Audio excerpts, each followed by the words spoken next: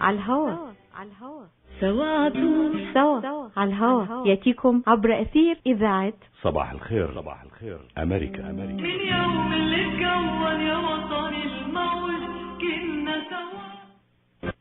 يمكنكم الآن متابعة برنامج سوا على الهوا على قناة ميوزك لايف عبر الديش نتورك شانل 633. البرنامج يبث لمستمعين يوم الثلاثاء الساعة 8 صباحا حسب التوقيت الشرقي للولايات المتحدة في ميشيغان وتوليدو وأوهايو ووينزر كندا على الموجة المتوسطة WNZK 690 AM، ولمستمعين في مناطق واشنطن وفرجينيا وميريلاند على الموجة المتوسطة WDMV 700 AM. يمكنكم الاستماع للبرنامج عبر الاتصال من أي هاتف على الرقم 702-489-0120.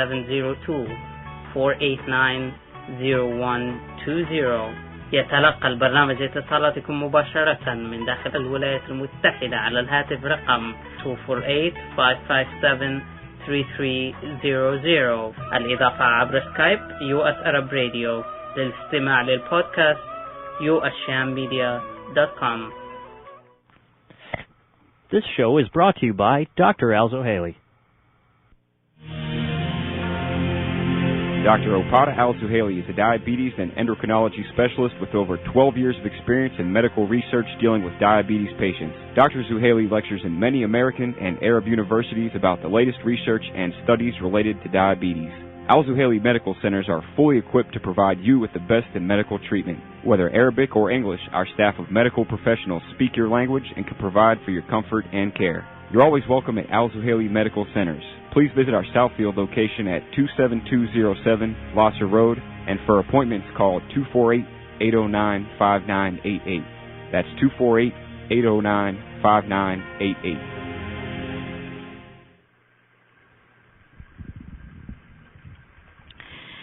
Good morning everyone. سوا على الهواء from Michigan وواشنطن. وفي صحبتنا هذا الصباح الدكتور عبادة الزحيلي والدكتور فلوريس لمتابعة نقاشنا هذا الصباح حول الفيسبوك وأهميته في حياتنا اليومية.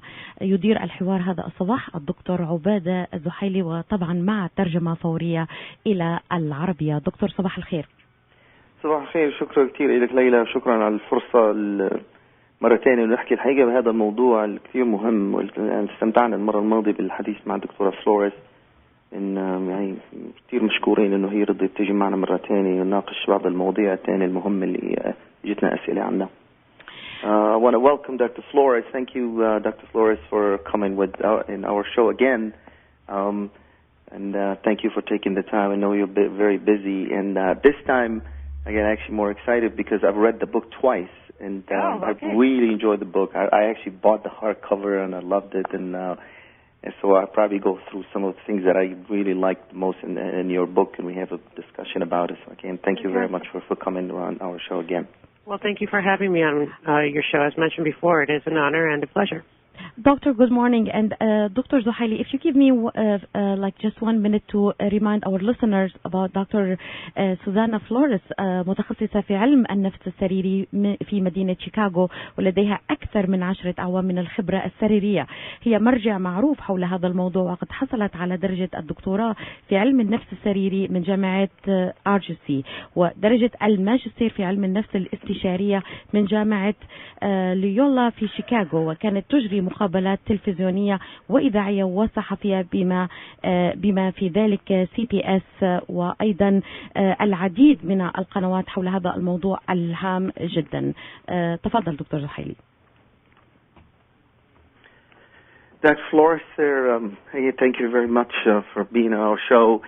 Really, one few start I have with the show. It's really I like that is the friendship.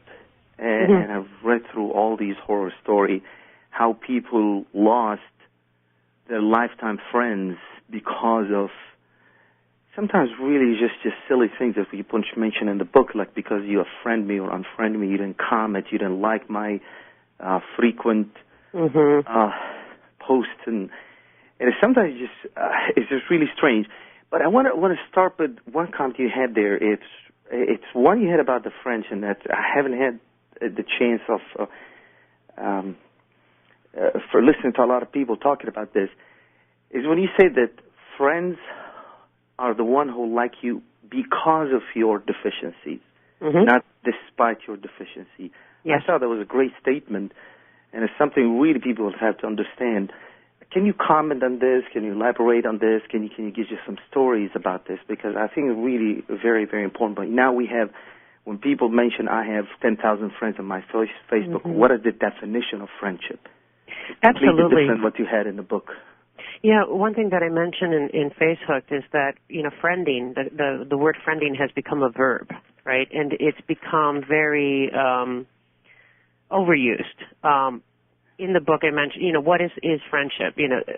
I'll just actually digress by mentioning one of my favorite quotes by Dr. Wayne Dyer is the following: God created our friends in order to apologize for our family members. And it's very funny, right? It's a cute quote, but it makes sense in the sense that, sometimes, family members, as supportive as they can be, are not as supportive as some of our friends. They accept us exactly, as we are, faults and everything, and they protect us, and they stand by us, and they defend us. And that is why we form these alliances. However, since the birth of social media, we have been acquiring more and more so-called quote-unquote friends, and have lost the concept of what a true friendship relationship is like. We are inviting perfect strangers into our world, and what has conceptually happened is that in our psyches is that it's more important to obtain quantities of connections, 1,000 of friends, 2,000 friends, versus the idea of, who you invite to your world should be someone that you really know and trust and respect. And so, again, it's just an idea of opening ourselves up, even our very personal lives, to total strangers. Absolutely, that's a great point. Translated, السؤال هيحكي له دكتور فلوريس في نقطة كتير حكيتها مهمة بالكتاب. إن شاء الله يكون المستمعين يجرون فرصة إنه يقرأوا الكتاب. الحقيقة كتير استمتعت أنا بقرايته. أتمنى إنه ممكن يترجم للعربي. نحاول إن شاء الله. فكرة الصديق، نحن بمشكلة الفيسبوك إنه صار تعريف الصداقة تغير كتير. فصار في عنا عدد إنه أنا والله عندي 1000 فريند، عندي 1000 صديق، عندي 10,000 صديق. فصار المشكلة مشكلة عدد، ما هو مشكلة نوعية. فكان في كلمة حاططها بالكتاب إنه جميلة جدا، إنه الصديق هو اللي بيحبك وبيتعامل معك رغم المساوئ، رغم صفاتك السيئة، لكن هو صديقك بسبب هذه الصفات. يعني احيانا ما في شخص الا عنده صفات جيدة، وفي عنده احيانا بعض الخصائل اللي ممكن انه تنفر بعض الناس منه، لكن الصديق هو الشخص اللي بيحبك وبيتعامل معك وبيضل صديقك رغم كل احيانا ممكن تكون عيوب اللي فيك. ففي قليل من الناس ممكن تقول من اصدقائك انه يكون عنده هالصفه هي. يعني هذا اللي تغير، انه بالفيسبوك كلمه الصديق تغيرت الكلمه تماما، ما عاد في المعنى للصديق الحقيقي مقارنه مع فقط العدد. So the other part of this friendship is this way of people becoming so sensitive of these. You didn't comment on my post. You didn't like my post enough. You did not. Some stranger liked my post. Some people have the habit of liking everything. Some people are very choosy, very selective. And some people get really annoyed by this. And what is the best there? I actually have some stories about people getting annoyed by their best friends because either they're putting so many posts and you're supposed to like all of it. And sometimes the way people put themselves on the comment online is different when it's face to face. So can you elaborate some of these stories? Yeah. And what is the best way to go around it? What's the best if my friend is doing this and I really don't have time to like their posts all the time, what should I do? Should I call them and talk to them? What is the best scenario? I don't want to lose that friend, but I don't have time to keep up with his posts. One thing I've always said about Facebook and social media, it's not so much social media that's creating the problem. social media can't hurt people. People hurt people, right? It is the catalyst for us to bring out our best and worst selves. And the design of the news feed and the posting, encourages a validation seeking. Please like my post, please, validate my experience, validate my children's accomplishments, etc. And when we don't receive these likes, which is, the like is the most in my opinion, the most powerful Facebook feature, our ego takes a hit. Right, and so even there are studies that indicate that our push notifications and the like feature, the likes that we receive, we actually receive a dopamine hit, and the same areas of the brain that are stimulated by food and sex are being stimulated by these likes. And so with the design of Facebook, basically what's happening is that we're becoming performers, and our friends are no longer our friends. Our friends are our audience. Right, ready to feed our ego anytime we want to, and that is the shift, the social shift that's happening. Before social media, we would get together with a handful of friends, perhaps, or maybe have a group phone conversation, right, where we're talking about our problems, our friends are listening, often offering support, right, and that's always been wonderful, and that's the way that it should be. But what's happening now is that people are treating their news feeds almost as a diary, right? I'm posting everything, good or bad. And, it's becoming more valuable to people to receive, let's say, 50 comments, right, from different people, validating your experience versus the select few whose opinion you actually really, truly respect. And so, that's conceptually what's happening. And, to share the story, I shared a couple in my books, but some of them were really, these interactions were really nasty. Neighbors who were formerly good friends, their children played together. All of a sudden what's happening is that, or in this particular story is that, the mother of three, who any mother of three knows how busy she would be, and she was a working woman, and, she basically didn't like a particular video that was posted, and this neighbor took it very, very personally, and she tried to explain, well, I did like it, it was just on someone else's, page or something like that, and this friend said, you did not like it on my page, and therefore we cannot be friends, because if you don't like what I post about my children, then you are criticizing. That's the way that she interpreted it, is that you are slamming my children, which doesn't make any sense and is completely illogical. But that tells you the addictive factor to this validation-seeking behavior that we're doing.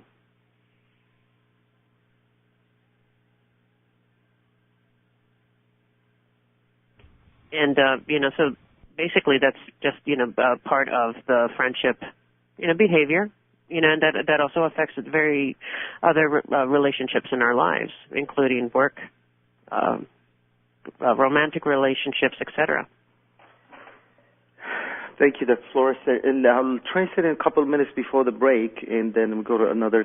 الفقرة اللي حكينا عنها كان سؤال عن موضوع القصص اللي حطها بالكتاب، وإن شاء الله يكون في حدا عنده ضروري والله انه تشوف الكتاب وتقروا. الحقيقه في قصص كتير كتير ممتعه فيه، والاسلوب كتير شيق. الموضوع في كتير ناس في عندهم احيانا وقت بيحبوا انه يحطوا كل شيء على كل ما بيتحرك، كل ما بيسوي شيء، كل ما بتعمل شيء بتحب انه تعمل صوره عن عائلتها، عن صور بالبيت.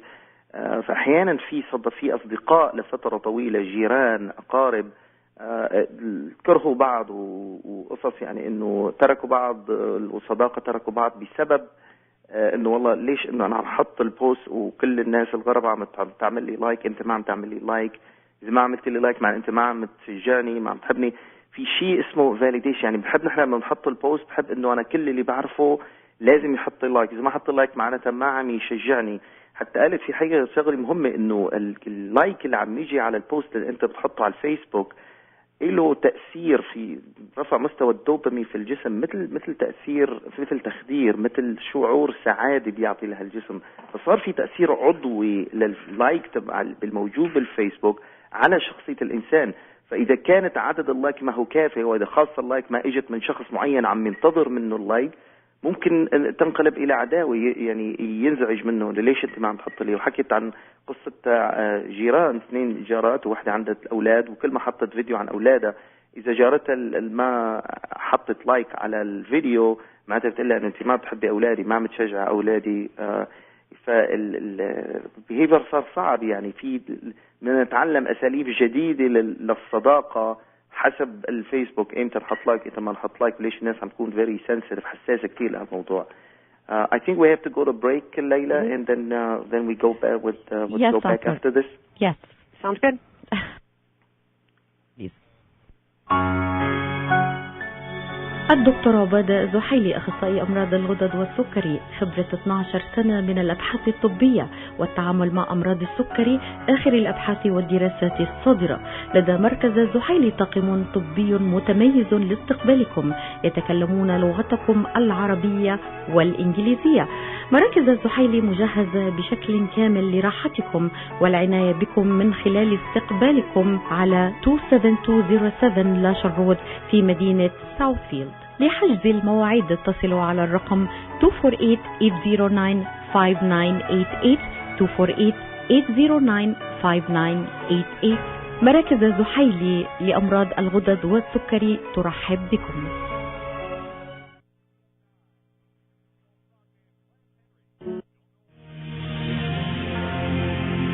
Dr. Opada Al-Suhaili is a diabetes and endocrinology specialist with over 12 years of experience in medical research dealing with diabetes patients. Dr. Suhaili lectures in many American and Arab universities about the latest research and studies related to diabetes.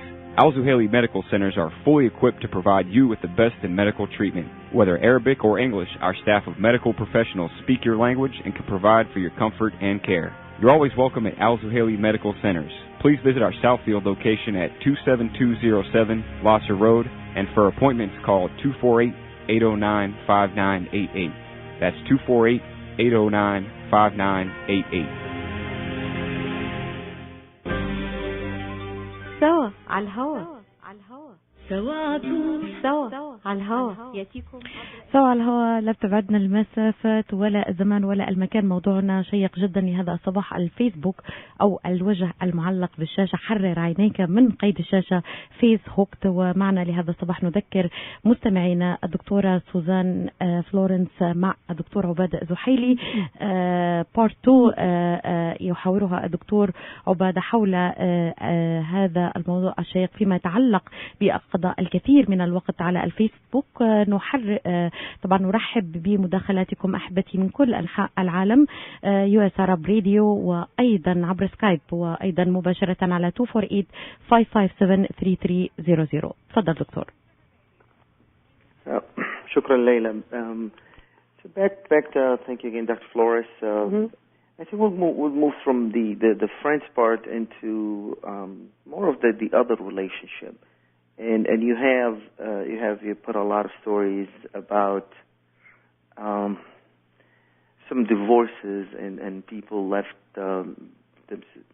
their partner relationship by a post or discovering a post, and some of these are really horrible stories about how people discover that they're being left or they're getting a divorce or by the spouses changing their status on the Facebook or posting on somebody else a picture with somebody else. So if you can tell us some of the stories. Have you treated any patients personally with stories like this, and how do you counsel patients like this?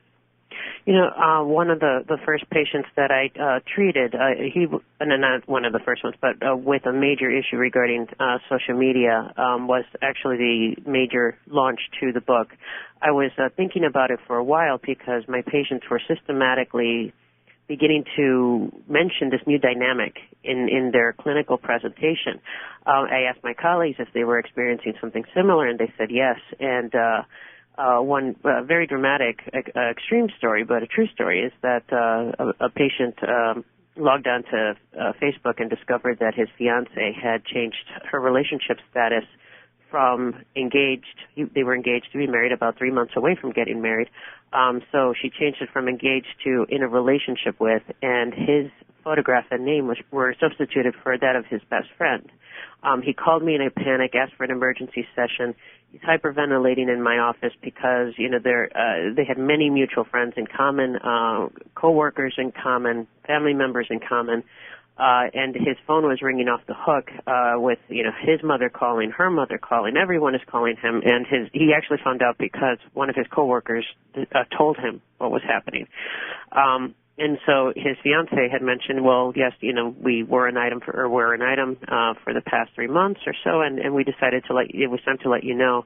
And it was, of course, on Facebook. And in my practice, I'm very rarely speechless, but that was a moment where my mouth just hung open. Like I could, the trauma of something like this happening was enough. But, for him to discover this in a very public platform is actually what really exasperated the trauma. And he mentioned that he felt like dying at that moment. It was too overwhelming for him to receive all of these messages at the same time, discovered that his life had changed in a matter of seconds. In my many years of practice, I never experienced anyone so enthusiastic to go into a psychiatric unit because, he handed over his laptop to the nurse and his phone and everything. He just really wanted to be disconnected, and he didn't want to speak to anybody. And he wanted a break, so to speak, from this reality and his digital reality, especially his digital reality. And he gave me permission to use his story because he was hoping that it would help other people. Facebook is by stats, according to the American Board Association, responsible for approximately 20% divorce rate in the U.S. alone. That's just the U.S. alone, and these are people that are actually admitting to the catalyst being Facebook, so either directly or indirectly. So people are, either doing passive-aggressive posts to make their partner jealous. They are having emotional affairs with people that they used to have relationships with, and they're believing what people post. And you and I have discussed this before, especially when it comes to the political realm. People will believe almost anything, even medical advice that people, would post online. And so there's this, fusion of reality of, what I am seeing must be real. And we're getting, again, in the emotional attachment to people's posts. So more often than not, and I mentioned it under the emotional manipulator section, the flirts, they very strategically post things to create an illusion of perfection, right? And so when people see that, this man or woman is everything and anything that their partner isn't, online anyway, right, through their editing and through their enhancing of their posts, of course, people get seduced. Some people do. And that creates chaos in their lives. And the other major problem that people would report to me in my interviews is that some people have left their partners because their partner could not get off of Facebook or social media. The partner would say, I'm right here physically in front of you, and they could not put the tablet down or the phone down because they said that they had to respond to their fans or their followers or their friends, and that's the addictive quality of it. So yes, romantic relationships are also being affected. Children are being affected. It's because, and it's not just a U.S. phenomenon; it is a world phenomenon. هيك شبر للترجمة الحقيقة أنا السؤال سألته دكتورة فلوريس هو بعض القصص اللي حطتها على موضوع العلاقات. يعني أحيانا ممكن هنقول والله نحن بس بالمجتمع الغربي، لكن الحقيقة في كثير من القصص نعرفها حتى بمجتمعنا العربي للأسف في كثير من هالقصص هاي عن موضوع العلاقات. يعني ممكن علاقات زوجية أو أحيانا عائلية، إنه ممكن الإنسان يكتشف شيء معين. في القصة اللي حكيتها إنه اثنين مخطوبين، واحدة قررت تترك خطيبة لكن حطتها بطريقة إنه هي بدل ما تحكي معه تحكي مع عائلته، فجأة حطت بوست إنه أنا على علاقة مع شخص آخر ومخطوبة لشخص آخر. يعني أدى إنه الشخص الخطيب الأول صار عنده حالة نفسية، اضطر إنه يدخل مشفى نفسي. وهي اللي قالت إنه الفيسبوك يعني بالإحصائيات مسؤول عن 20% من حالات الطلاق في أمريكا. يعني هي شيء مخيف. يعني إنه هذه الناس اللي اعترفت إنه هو السبب هو الفيسبوك، إنه كشفوا مثلا الأول إما كشفوا خيانة زوجية مثلا أو بالعلاقة، أو كشفوا إنه في الشخص مثلا احيانا بالعلاقات كثير عم تحكي ثاني نقطة مهمة، انه احيانا في ناس بيتعرفوا على بعض عن طريق الفيسبوك. فطريق الفيسبوك الانسان بيظهر نفسه مزيف، يظهر نفسه باحسن الصفات وباحسن او يظهر عنه مثل كل شيء منيح وكل شيء جيد، وبيخفي الصفات السيئة. لما بتصير تعرفوا على بعض وبصير بالزواج بعد فترة بيكتشفوا انه كتير من الاشياء اللي كانت على الفيسبوك معظمها كذب، وهذا يؤدي الى تحطم هذه العلاقات. يعني فالفيسبوك الحقيقة بالاحصائيات له دور في تحطيم كتير من هذه العلاقات. Dr. Flores, I have a question on this particular. Why do you think the story you had? Why do you think people do this? Like, why this woman decided to humiliate her fiance that way by posting that picture? If there's anything in people's behavior, what triggers people to do this? Because it is a big difference between calling somebody and say, "Hey, it's not working out," or let me give you the best, let me destroy by doing this. Why people do this?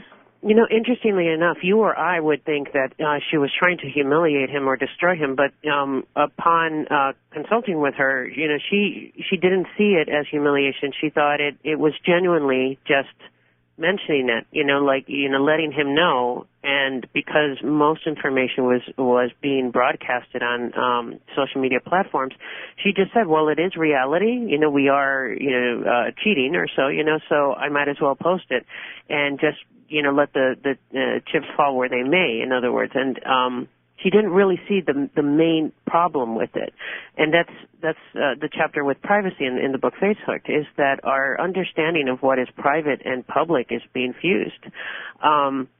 It is the public broadcasting. Again, you know, I need, you know, my anger to, and let me get my thoughts together. If people are manipulating, you know, or they are trying to cause harm, there's a lot more power or validation to, you know, to a person's anger or jadedness or frustration if they post it online. Now, it's certainly, I don't condone it, and I'm sure you don't either. And we see the problem with it, but some people certainly do not, you know, and they get an ego hit, you know, when you know, they feel that they slam someone, and slamming someone, you know, or humiliating them in a public forum is way more powerful than humiliating them in person, just one-to-one. And so it's kind of a power, you know, power by numbers thing. You know, if I can humiliate you in front of all your friends, well, then I've won. In reality, you know, what's really happening is, you know, you are compromising who you are and your morals and your values. And that's what Facehooked is really about. It's just, you know, having, reminding people, you know, about who they are in their realities, you know, and asking them to conduct themselves the way that they would have other people conduct themselves towards them. And have them just realize, you know, the possible harm that can happen when you just post something without reflection. And that's something that, especially with the teenagers, that I noticed is that there's this impulsivity. I feel an emotional trigger, and that inspires me to just get online and post it. So the keyboard has become kind of like a bridge between our every thought and emotion and the world. And while the screen has metaphorically merged into this kind of emotional shield where we don't believe that people will be as harmed as they would be, not to the true extent that they are. And so, you know, the two things combine, you know, this illusion that, you know, well, if I post it online, I won't feel the emotional consequences as much, which is of course an illusion. Along with, you know, this impulsivity to post, you know, given an emotional trigger, right? Those two things combined, you know, along with the third factor, the fusion of our the merging of the worlds, right, in terms of our privacy, that is what is encouraging this dysfunctional behavior.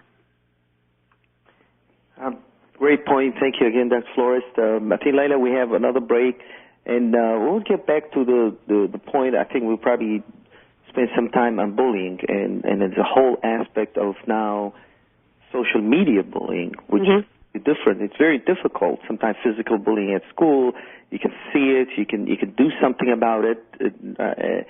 You can talk to somebody about it, but this social media aspect, especially the horrible story you had in the book, was really a sad story, and I've read several stories like this about people losing their life because of the social media bullying, and we can talk about this after the break. some of these stories and what parents can do about this to prevent this from happening, especially for the very sensitive teenager group. Sounds good. الدكتور عبادة زحيلي أخصائي أمراض الغدد والسكري، خبرة 12 سنة من الأبحاث الطبية والتعامل مع أمراض السكري، آخر الأبحاث والدراسات الصادرة. لدى مركز زحيلي طاقم طبي متميز لاستقبالكم، يتكلمون لغتكم العربية والإنجليزية. مراكز الزحيلي مجهزة بشكل كامل لراحتكم والعناية بكم من خلال استقبالكم على 27207 لاشر رود في مدينة ساوثفيلد. لحجز المواعيد اتصلوا على الرقم 248-809-5988 248-809-5988. مراكز الزحيلي لأمراض الغدد والسكري ترحب بكم.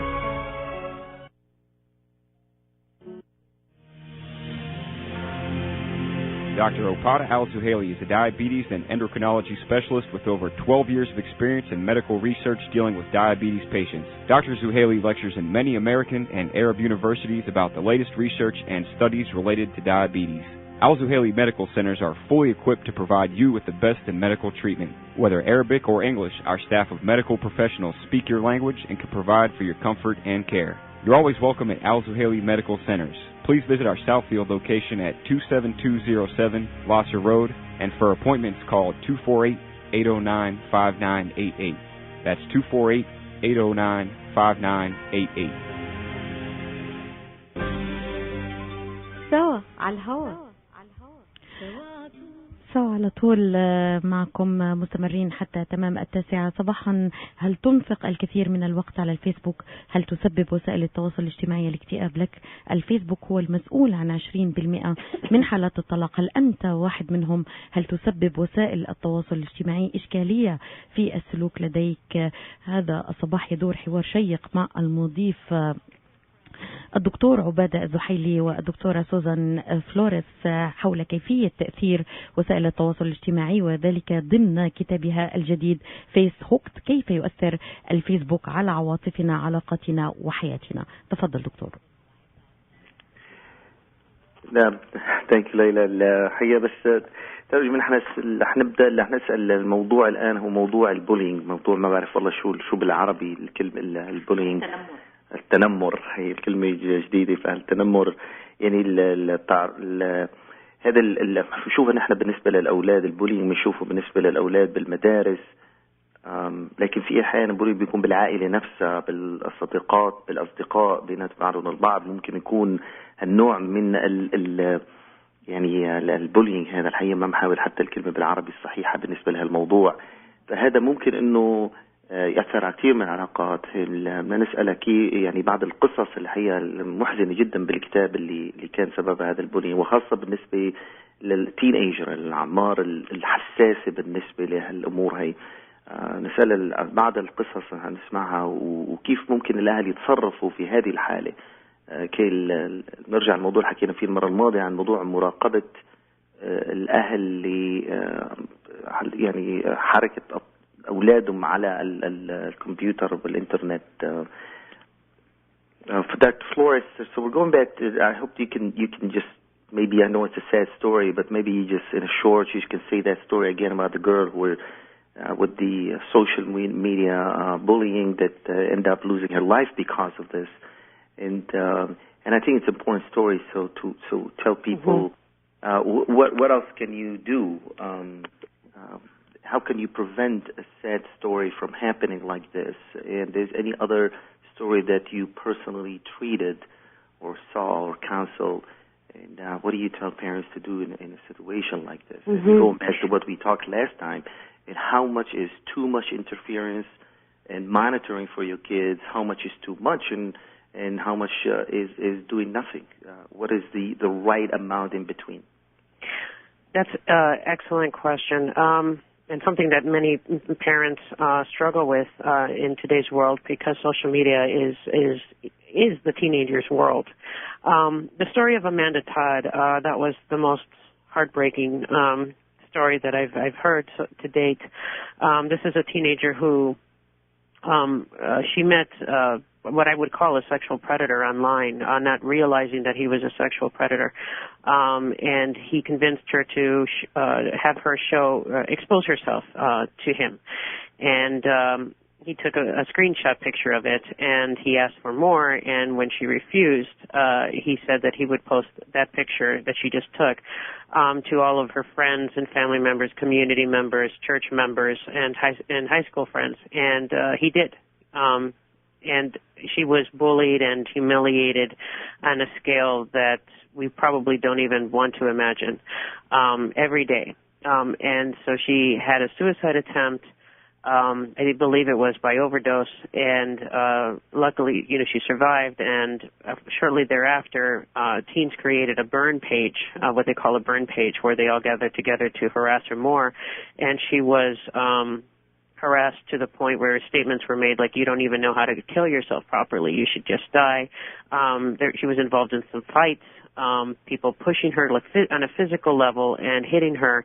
Her parents had her moved or relocated several times. I think it was up to 3 times, and they even had to move cities. And meanwhile, this predator was following her on social media and Facebook, and continued to send this photograph to the people at every new place that she was. So anywhere that she checked in, if she was, again at, a religious building, or if she was at a community building or high school or so, that photograph went to everyone. She had another suicide attempt, and finally, I believe at the 3rd attempt, she did kill herself. But prior to doing so, she posted on YouTube a video showing her postcards, where she is flipping the postcards telling her story, and at the very end of the video, you can see her arms where she had cut herself several times, and shortly thereafter she died. That Amanda's story shows just the immense power of social media, and there's certain books out there right now where they tell parents that they don't have too much to worry about, because teenagers will be teenagers, and in all due respect, they're absolutely wrong. Cyberbullying takes bullying, it magnifies it to 1,000 degrees, because once it's online, once the burn pages or the harassment begins, it gets magnified. And teens, as always, you want to be in the in crowd or the popular crowd. So even if you don't know what the argument is about, you'll join it just to be, in the crowd that is the most popular. And it destroys teens, especially, and I think teenagers are the most susceptible, because they are in the process developmentally of identity formation, right? And so if they're receiving these messages of bullying, of course their self-esteem is, affected even more so than most adults. And, there's a lot of positive aspects to social media and teen expression. They have this voice, this very powerful voice like never before. But on the other hand, I've heard many stories where, aside from Amanda Todd's, where teenagers were crying, during these interviews, just telling me that they were overwhelmed with bullying and the horrible, vulgar language that they would be exposed to. And, if they had another thing that really surprised me about them is, it is very normal within the teenage culture to take screenshots of private conversations through text. So there's a lot of accountability. So that would be another form of bullying, like, so-and-so said this about you, and I have evidence now. And so this is, a behavior that is very common to them. What parents can do, the number one question I get from parents is, how do I get my teenager off of social media? And I respond, you don't, because this is their world. This is how they are functioning. This is how they are dating. This is, or beginning to date. This is their flirtation. This is, the equivalent of, I'm aging myself, but, at my time it would be hanging out at the mall, or so this is where they socialize. It's by far better to sit down with them instead of trying to remove it. To sit down with them, understand the different networks. It will be time consuming, right? But it's important that you go through them. Like, what is it that you like about Vine? What is it that you like about Twitter? Why is Twitter better than Facebook? And, and just go through the privacy settings. And if you don't know how to do that, consult with someone who does, so that you could sit with them, explain to them the dangers of, people posing as someone else, and how they can be manipulated, even sharing the story of Amanda Todd with them. and what could possibly happen. And in terms of monitoring, according to Facebook's policy, you have to be 14. If it were up to me, I would really make it 18, and it's not going to happen, right? But I think parents have every right to monitor as much as they can the networks that they're on. They have a right to ask for their teenager's password. Just until they're able to show them that they can be, careful, really careful, and mature in their postings and be respectful of other people. Just before translating, so I know that when things like this, they go to the school, to the board, to the teachers, and a lot of people say, like, okay, well, what can I do? Again, sometimes the physical bullying, there may be an element. You can see the evidence here. You can go to the authorities, and you can somehow stop it in a way. But with this, is any, in terms of legal term or school responsibilities, if it's not within the school, can the school do anything? If the parents go to the school, the teachers and the dean, they say, well, can they do anything about it? And also, if they go to authorities, if there's any legal issues here, yes. Or it's a matter of saying, nothing you can do about it. I think that every parent should, especially when enrolling their children to any school, should ask, one of the main questions would be, what is your official policy on cyberbullying? What are the actions in place that you do? When a teenager reports cyberbullying, again, because this is so much of their world, administrators should take this exceptionally seriously. There's some stories that I heard where teenagers would seek out help, and the response from adults was, well, then just get off of social media, and that's not realistic for them. And so it should be a priority for administrators, and parents should ask. The question about legal things, the number one thing that people should do is not delete any level of harassment, because that's evidence. Your impulse, especially when these responses are so vulgar and hateful, is to delete them, but you should not delete anything, because in a court of law, your phone can be subpoenaed. And I'm not a lawyer, so I have to be careful with my responses, because additionally the laws differ from state to state, but it is something that parents can, research and look up, or something that school administrators should also, what is it that we can do within our grounds? I'm a huge advocate that we need more laws.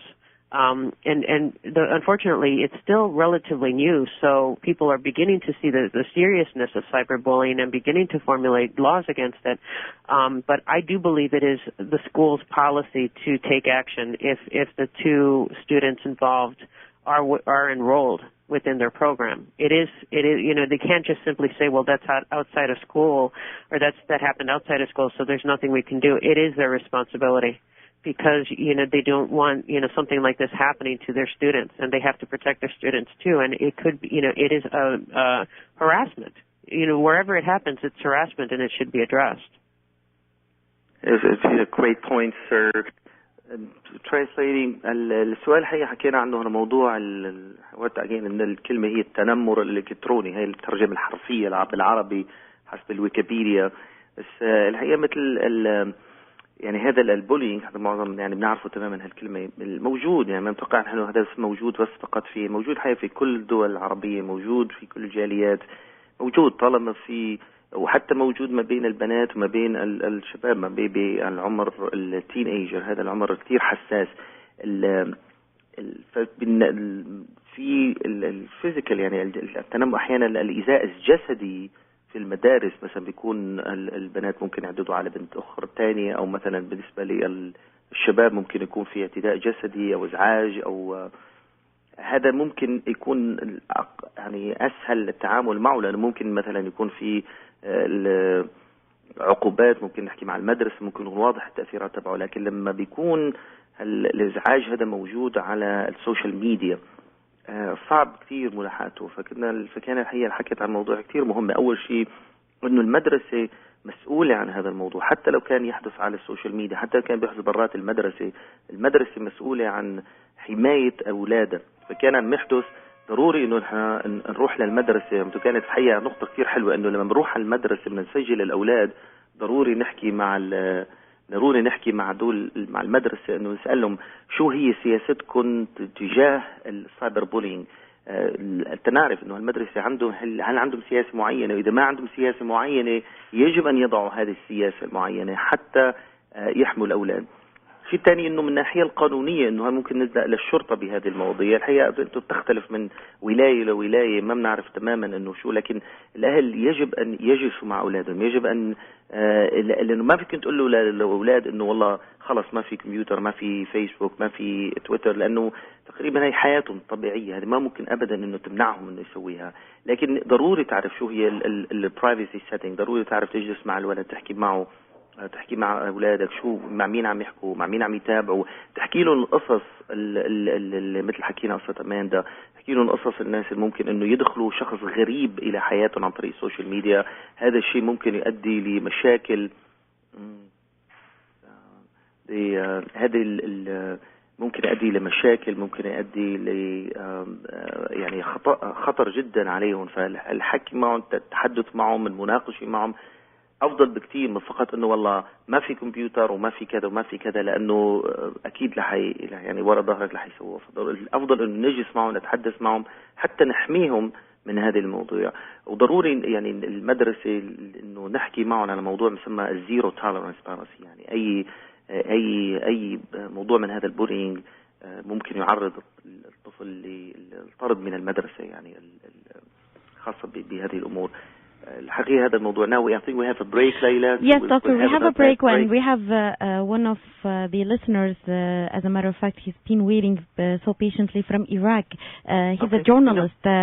عدي صباح، ممثل منظمة يونيوم الدولية. عدي آسفة جدا لإبقائك في الانتظار، يعني لم أستطع أن أقطع النقاش. صباح الخير عدي.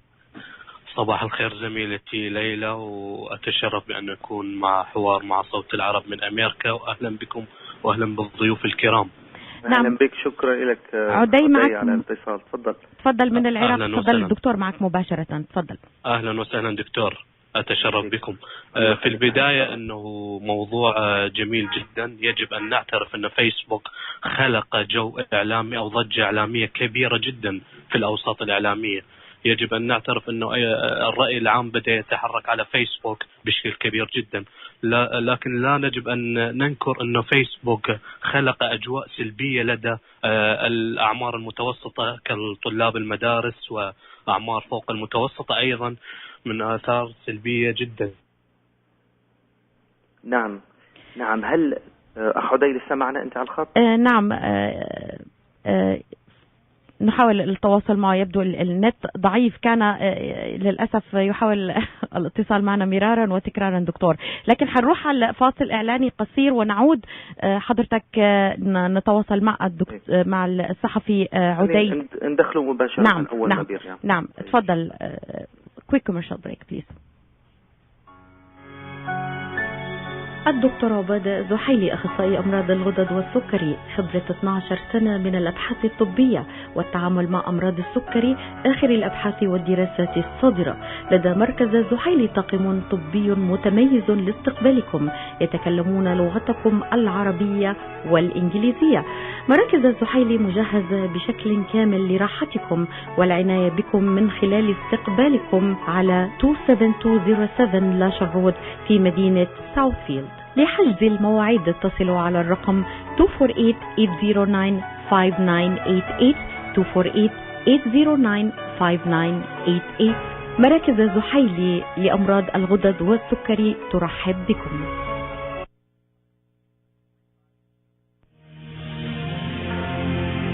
Dr. Okada Al-Zuhaili is a diabetes and endocrinology specialist with over 12 years of experience in medical research dealing with diabetes patients. Dr. Zuhaili lectures in many American and Arab universities about the latest research and studies related to diabetes.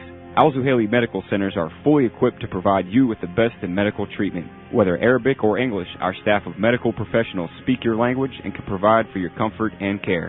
You're always welcome at Al-Zuhaili Medical Centers. Please visit our Southfield location at 27207 Losser Road, and for appointments call 248-809-5988. That's 248-809-5988. سوا على الهوا. على الهواء سوا على الهواء يأتيكم عبر أثير إذاعة صباح الخير. عودة إلى برنامجنا. دكتور معنا من العراق الصحفي عدي صباح، ممثل منظمة يونيوم الدولية، وأيضا أعتقد لدينا من مصر علا صالح. صباح الخير يا علا. صباح النور عليكم جميعا وعلى كل أشقائنا العرب في أمريكا وفي كل دول العالم. أهلا بكم وأتشرف بمداخلتي معكم في برنامجكم الهادي. أهلا وسهلا فيك علا. خليكي معنا. عدنا مع عدي، كان لديه مداخلة. عدي. نعم زميلتي ليلى. صباح الخير. تفضل. لا تفضل، معك الدكتور. بالموضوع أنه الآثار السلبية لدى الفيسبوك خاصة في العراق، بدأ الأولاد يعني أثر كبير جدا، أمور سلبية على ترك المدارس. نعاني الآن أنه الفيسبوك بدأ يؤثر آثار سلبية على ترك الأولاد للمدارس الأعمار المتوسطة. يجب أن تكون هناك رقابة من إدارة فيسبوك على الأعمار التي تحددها لدخول وشروط الانتماء إلى فيسبوك أو تسجيل حساب. الآن نعاني أنه من قلة الاهتمام بهذا الجانب، مع العلم عدم وجود رقابة صارمة من هيئة الإعلام والاتصال في العراق على سبيل المثال لتوفير هذا الجانب المهم على الحياة النفسية التي يعاني منها الطلاب المدارس. دكتور زحيلي. ايوه معك. الحقيقه كثير نقطه مهمه وحكيت عن الدكتور فلوريس، لكن يعني اللي يبدو من اللي فهمناه من الناس اللي حاولوا يحكوا مع فيسبوك هذا الموضوع، انه هذا الموضوع ربما لن يحدث. يعني ما اظن انه اداره فيسبوك مهتمه بهذا الموضوع. يعني ما بعرف انه هل ممكن يصير قصه كبيره او يعني شيء كبير حتى يغيروا البوليسي تبعهم، لكن حتى الان ما في عنده النيه للتغيير. ممكن طفل عمره 3 سنوات ممكن إذا عنده التقنية إنه يدخل على الفيسبوك ويسوي أكاونت بدون ما حدا يدرى.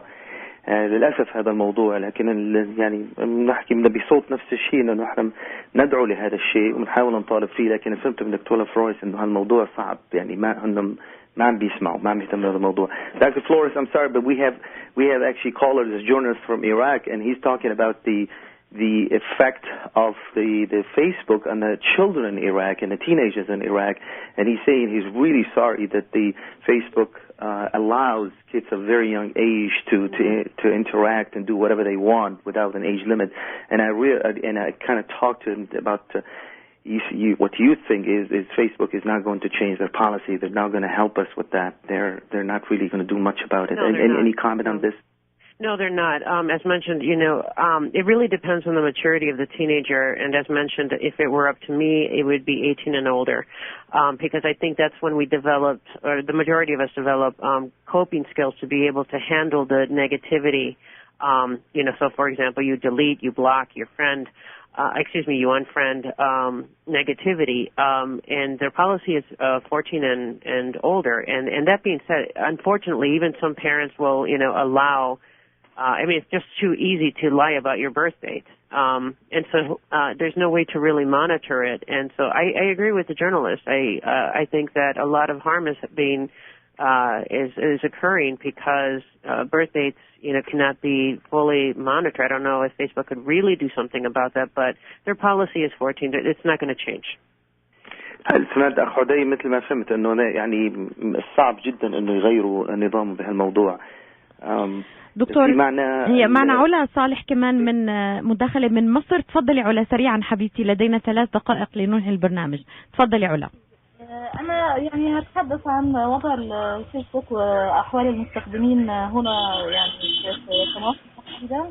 هو الفيسبوك بدأ انتشاره تحديدا بعد ثورة يناير 2011 عندنا هنا في مصر، وللأسف الشديد إن هناك أنماط استخدام سيئة تكشف عنها الرسائل الإعلامية التي تقوم بتحليل محتوى معظم جروبات وصفحات الفيسبوك أو عن أنماط المستخدمين لوسيلة التواصل الاجتماعي الأكثر انتشارا لدينا هنا في مصر.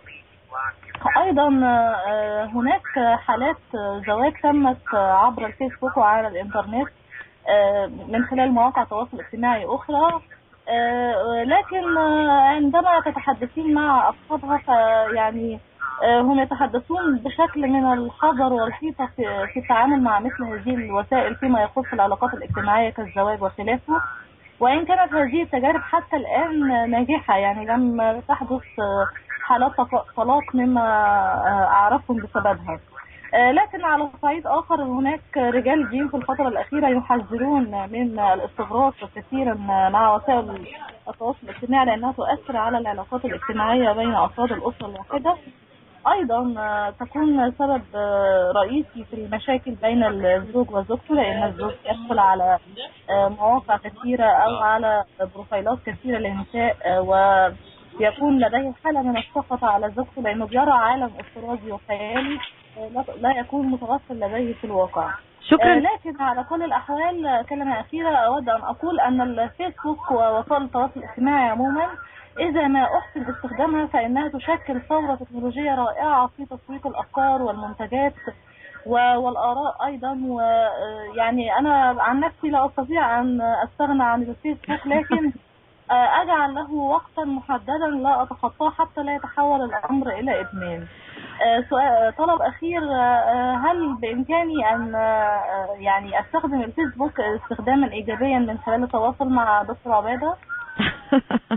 تفضل دكتور عبادة، لك السؤال معنا أقل من دقيقتين لننهي البرنامج لو سمحت تعليقنا. إن شاء الله ممكن، لكن أنا شوي بالفترة الأخيرة تركت شوي من هذا افتح الأكاونت مرة ثانية، لكن شكرا كثير على الاتصال.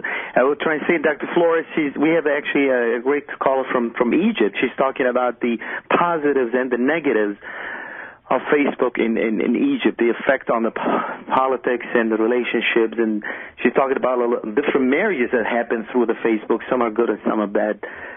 Again, so I think we don't have any time anymore. Thank you for the callers. Thank you again, Dr. Flores, for the beautiful discussion, and thank you for your book. Again, it's a great book. Thank you so much. It is available on Amazon. Just to mention again that it is available on Amazon. That was the best way for me to buy it. On Amazon, there's so many different versions. You can electronic, you have the hard copy, different prices, the way you take the book. But it's a great book. I read it. Once I started, I've done it and finished in 2 days. I'm not usually a good book reader, but this was really done in a great way. So I encourage everybody to go out and buy it. Thank you so much. Dr. Flores, Layla, any last comments? Yes, I would like to thank all our guests today. Dr. Zuhaili, you've been a great host for today's program. Thank you so much, and I would like to thank so much Dr. Florence for coming again to our show and for this very valuable information. Also, I would like to thank journalist Audey Sabah from Iraq and also Ula Saleh. دكتور، نتمنى أن تستجيب إلى مستمعتنا علا التي طلبتنا أن يكون لمستمعين حول العالم تواصل معك في أسئلة، ربما استخدام الفيسبوك بشكل إيجابي حول الإجابة على بعض الأسئلة الطبية. شكرا لكم جميعا على الاستماع وتحياتنا. إلى اللقاء دكتور معك إن شاء الله في الشهر القادم ومواضيع أخرى شيقة لمستمعينا. تحياتي إلى الجميع. ليلى الحسيني تحييكم أينما كنتم تستمعون إلينا. شكرا دكتور. Thank you, Dr. Flores. Thank you so much. It's been a pleasure. Bye-bye. Thank you.